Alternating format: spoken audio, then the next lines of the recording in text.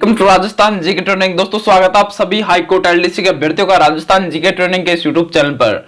दोस्तों अगर आपका भी एग्जाम 19 मार्च को है तो यह वीडियो आपके लिए प्यारे साथियों, क्योंकि 12 मार्च के पेपर को आधारित करते हुए दोस्तों आज के इस वीडियो में हम आपके लिए लेकर आए हैं टॉप 50 प्रश्न जो पिछली एग्जाम में पूछे जा चुके हैं। और चाहे आप 12 तारीख का पेपर उठा के देख लीजिए प्यारे साथियों, उसमें भी पिछली परीक्षाओं में आए हुए प्रश्न ही पूछे गए थे, कोई भी नया नहीं पूछा गया प्यारे साथियों। तो आज हम राजस्थान अध्ययन से आए हुए विगत परीक्षाओं के प्रश्नों के बारे में बात करेंगे। मैं आपके सामने कुल 50 प्रश्न रखूंगा और आपको 50 में से कितने प्रश्न सही होते हैं वो आप नीचे कमेंट के माध्यम से बता सकते हैं। ठीक है, हमारी हिंदी की क्लासें रोजाना वीडियो अपलोड होती रहती है, जरूर देखिए, देखना प्यारे साथियों। और इस वीडियो की पीडीएफ फाइल डाउनलोड करने के लिए टेलीग्राम चैनल को ज्वाइन जरूर कर लेना। तो चलिए शुरू करते हैं। पहला प्रश्न आप सबके सामने है प्यारे साथियों।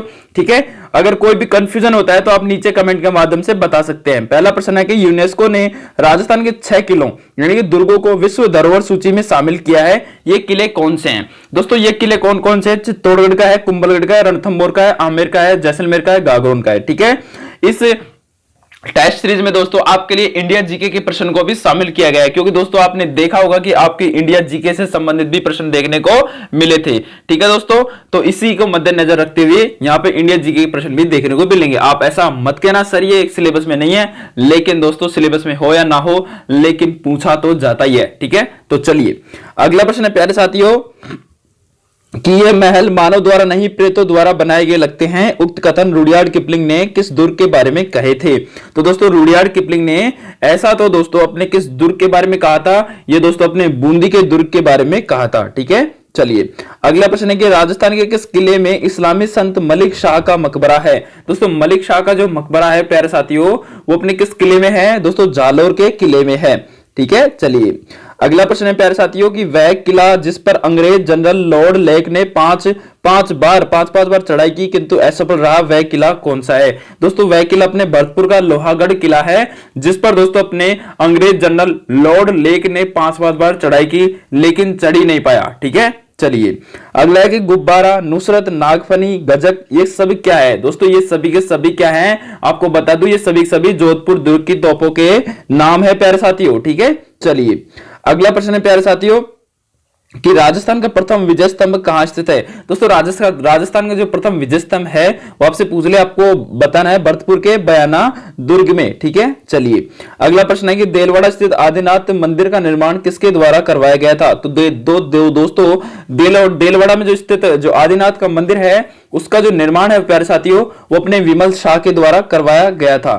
ठीक है, चलिए अगला प्रश्न है किस मंदिर के बारे में कहा जाता है कि उसके निर्माण में पानी के स्थान पर घी का इस्तेमाल किया गया था? तो दोस्तों ये अपने किस मंदिर के बारे में कहा जाता है? ये अपने भांडासार जैन मंदिर बीकानेर के बारे में ऐसा कहा जाता है कि इसके निर्माण के लिए पानी की जगह किसका इस्तेमाल किया गया था? घी का इस्तेमाल किया गया था। इंपोर्टेंट प्रश्न है, पूछ सकता है। अगला कि हवा महल की डिजाइन निम्न में से किसके द्वारा तैयार की गई थी? तो प्यारे साथियों आप सबको पता है कि हवा महल की जो डिजाइन है वो अपने लालचंद उस्ता के द्वारा तैयार की गई थी। अगला प्रश्न है मुगल, यूरोपियन एवं राजपूत स्थापत्य कला का अद्भुत समन्वय लिए मेहमान नवाजी के लिए निर्मित मुबारक महल स्थित है?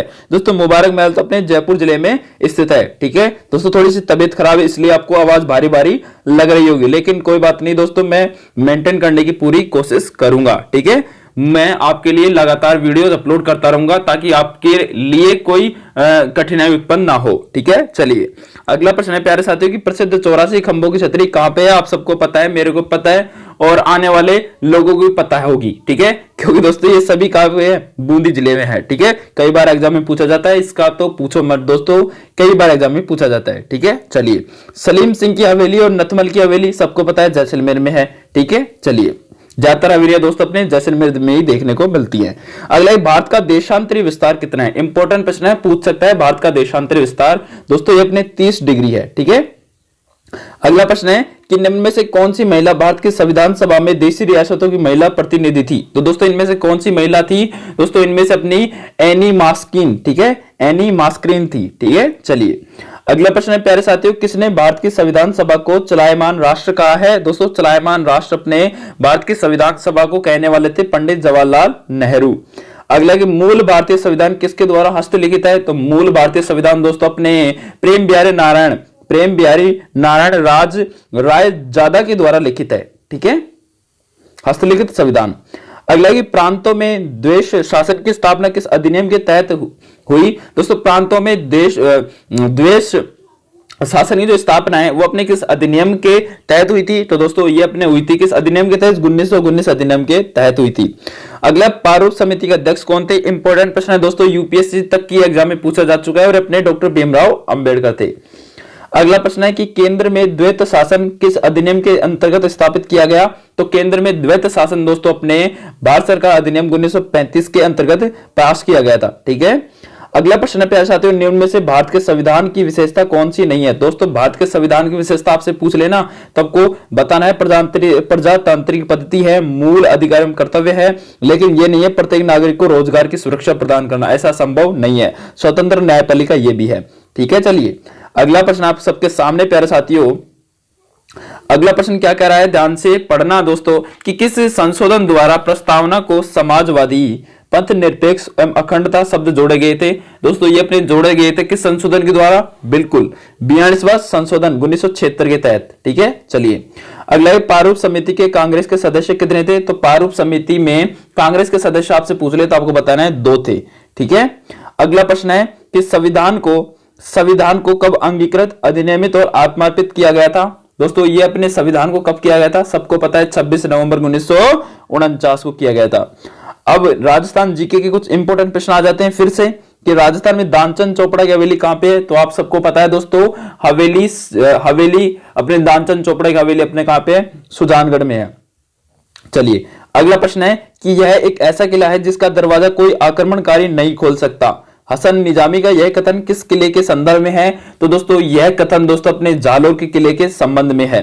ठीक है। चलिए अगला कि महमूद खिलजी प्रथम ने राजस्थान के किस किले में एक कोट का निर्माण करवाकर उसका नाम मुस्तफाबाद रखा था? दोस्तों महमूद खिलजी प्रथम ने राजस्थान के कौन से किले में एक कोट का निर्माण करवाकर उसका नाम मुस्तफाबाद रखा था? दोस्तों ऐसा करने वाले थे, ऐसा किया था अपने गागरोन के किले में। ठीक है। चलिए अगला है, विश्व पर्यावरण दिवस कब मनाया जाता है? इंपोर्टेंट प्रश्न है दोस्तों, चाहे एग्जाम कोई सी भी हो जरूर आता है, ये अपने 5 जून को मनाया जाता है। ठीक है। चलिए अगला प्रश्न है कि रेड डाटा बुक में सम्मिलित हैं। दोस्तों रेड डाटा बुक में संकटग्रस्त प्रजातियां सम्मिलित होती हैं। ठीक है। चलिए अगला प्रश्न है कि ग्लोबल वार्मिंग और जलवायु परिवर्तन की रोकथाम पर केंद्रीय अंतरराष्ट्रीय सम्मेलन दिसंबर 2009 में कहां पर आयोजित किया गया था? दोस्तों ये अपने किया गया था कोपेनहेगन में। ठीक है। चलिए अगला प्रश्न है कि वर्षा के जल की कौन सी पीएच अम्लीय वर्षा का सूचक मानी जाती है? तो दोस्तों ये अपने मानी जाती है 5.6 से कम। ठीक है। अगला प्रश्न है प्यारे साथियों, कि निम्न में से कौन सी गैस ओजोन क्षरण के लिए उत्तरदायी है? दोस्तों अपनी क्लोरोफ्लोरोकार्बन गैस है दोस्तों। चलिए अगला इंपॉर्टेंट प्रश्न आ जाता है आप सबके सामने, कि निम्न में से कौन सी गैस हाउस गैस है, यानी कि निम्न में से कौन सी ग्रीन हाउस गैस है? दोस्तों ग्रीन हाउस गैस की बात करें तो कार्बन डाइऑक्साइड गैस है। अगला निम्न में से अम्ल वर्षा के लिए उत्तरदायी गैस कौन सी है? तो अम्ल वर्षा के लिए उत्तरदायी गैस सल्फर डाइऑक्साइड है प्यारे साथियों। अगला है इंपॉर्टेंट प्रश्न है दोस्तों, मरु महोत्सव कहां पे मनाया जाता है? दोस्तों मरु महोत्सव अपने आप से पूछ ले तो आपको बताना है जैसलमेर में मनाया जाता है। बाबू महाराज का मेला किस जिले में लगता है? दोस्तों बाबू महाराज का जो मेला है वो अपने धौलपुर जिले में लगता है। इंपॉर्टेंट प्रश्न है प्यारे साथियों। ठीक है। चलिए अगला है कि आदिवासियों का कुंभ कहा जाने वाला बेणेश्वर मेला किस जिले में भरता है? दोस्तों सबको पता है किस जिले में लगता है, डूंगरपुर जिले में लगता है। ठीक है। चलिए अगला है कि चंद्रभागा का प्रसिद्ध मेला कहां लगता है? दोस्तों चंद्रभागा का प्रसिद्ध मेला आपसे पूछ ले तो आपको बताएं झालरापाटन झालावाड़ में लगता है चंद्रभागा का प्रसिद्ध मेला। अगला है धौलागढ़ देवी का मेला राजस्थान के किस जिले से जुड़ा है? दोस्तों ये अपने धौलागढ़ देवी का मंदिर अपने अलवर जिले से जुड़ा हुआ है। ठीक है। चलिए अगला निम्न में से कौन सी जोड़ी सही नहीं है? दोस्तों इनमें से ऐसी जोड़ी के बारे में बताना है जो बिल्कुल मेल नहीं खाती। मारवाड़ उत्सव अपने जोधपुर संबंधित है, ऊंट उत्सव अपने बीकानेर संबंधित है, हाथी महोत्सव अपने जयपुर संबंधित है, लेकिन ब्रज महोत्सव धौलपुर दे रखा है, लेकिन यहाँ पे क्या आएगा दोस्तों, भरतपुर आ जाएगा। ठीक है। ब्रज महोत्सव का आयोजन भरतपुर जिले में किया जाता है। अगला प्रश्न है प्यारे साथियों, कजली तीज जिसे बड़ी तीज, बूढ़ी तीज तथा सातुड़ी तीज भी कहा जाता है, कब मनाई जाती है? दोस्तों ये तीज दोस्तों अपने भाद्र कृष्ण तृतीया को मनाई जाती है। भाद्र कृष्ण तृतीया को मनाई जाती है प्यारे साथियों। ठीक है। भाद्र कृष्ण तृतीया को मनाई जाती है। इंपॉर्टेंट प्रश्न बन जाता है आने वाली प्रतियोगिता परीक्षाओं की दृष्टि से।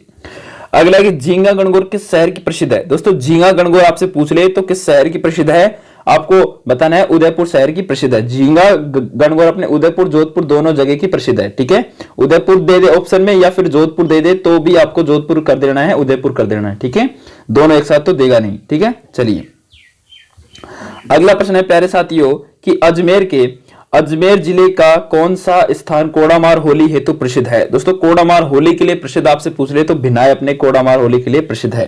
ठीक है, अगला कि सुंगदा दशमी पर्व। ठीक है, सुंगदा दशमी पर्व किससे संबंधित है दोस्तों? सुंगदा दशमी पर्व दोस्तों अपने जैनियों का एक पर्व है। ठीक है, अगला प्रश्न है दोस्तों मुसलमानों के किस त्योहार के दिन तजिया निकाले जाते हैं? तो मुसलमानों के किस त्योहार के दिन तजिया निकाले जाते हैं? अपने मुहर्रम के दिन तजिया निकाले जाते हैं। अगला ब्लू पोट्री की प्रसिद्ध कला इससे पूर्व किस नाम से जानी जाती थी? तो ब्लू पोट्री की प्रसिद्ध कला ब्लू पोट्री से पूर्व दोस्तों अपने काम चीनी के नाम से जानी जाती थी। ठीक है, अगला प्रश्न है कि निम्न में से राजस्थान का कौन सा स्थान ब्लैक पोट्री के लिए प्रसिद्ध है? दोस्तों ब्लैक पोट्री के लिए दोस्तों अपना चित्तौड़गढ़ प्रसिद्ध है। ठीक है, ब्लैक पोट्री कोटा एवं सवाई माधोपुर दोनों की प्रसिद्ध है। ठीक है, यहां पे कोटा और सवाई माधोपुर दे रखा है। अच्छा, ब्लैक पोट्री कोटा और एवं सवाई माधोपुर दोनों की प्रसिद्ध है, तो चित्तौड़गढ़ क्यों आएगा? तो यहाँ पे आ जाएगा अपने क्या आ जाएगा? ब्लैक पोट्री अपने दोस्तों अपने किसकी संबंधित है? सवाई माधोपुर की। ठीक है, ब्लैक पोट्री कोटा और सवाई माधोपुर दोनों की प्रसिद्ध है। चलिए अगला प्रश्न है दोस्तों कुदरत सिंह को राजस्थान की किस हस्तकला में योगदान के लिए पद्मश्री पुरस्कार से सम्मानित किया गया था? दोस्तों अपने कुदरत सिंह को अपने राजस्थान की किस हस्तकला में योगदान के लिए पद्मश्री पुरस्कार से सम्मानित किया गया था? तो दोस्तों ये अपने संबंधित थे किससे? मीनाकारी से संबंधित थे। ठीक है, चलिए अगला मीनाकारी की कला राजस्थान में सर्वप्रथम किसके द्वारा लाई गई थी? तो मीनाकारी की कला दोस्तों अपने राजस्थान में सर्वप्रथम लाई गई थी किसके द्वारा? मानसिंह फर्स्ट के द्वारा लाई गई थी। ठीक है, चलिए अगला क्वेश्चन दोस्तों, अगला प्रश्न है कि जिरोही भाखला गधा किस उद्योग के लिए प्रसिद्ध है? तो जिरोही भाखला गधा किस उद्योग के लिए प्रसिद्ध है? तो दोस्तों अपने अपने जटपट्टी उद्योग के लिए प्रसिद्ध है। अगला भरत सूप हुरमजी आरी किससे संबंधित है? भरत सूप हुरमजी आर्य दोस्तों ये सभी कढ़ाई व पेच क्रम से संबंधित है दोस्तों। ठीक है, तो ये हो गए अपने 50 इंपोर्टेंट प्रश्न जो विभिन्न प्रतियोगी परीक्षाओं में पूछे जा चुके हैं और आपकी एलडीसी एग्जाम के लिए इंपोर्टेंट है। आपके कितने परसेंट सही होते हैं नीचे कमेंट के माध्यम से जरूर बताना। और इस वीडियो की पीडीएफ फाइल डाउनलोड करने के लिए टेलीग्राम चैनल को ज्वाइन करके आप आसानी से पीडीएफ और स्टडी मटेरियल आसानी से प्राप्त कर सकते हैं। थैंक यू, धन्यवाद।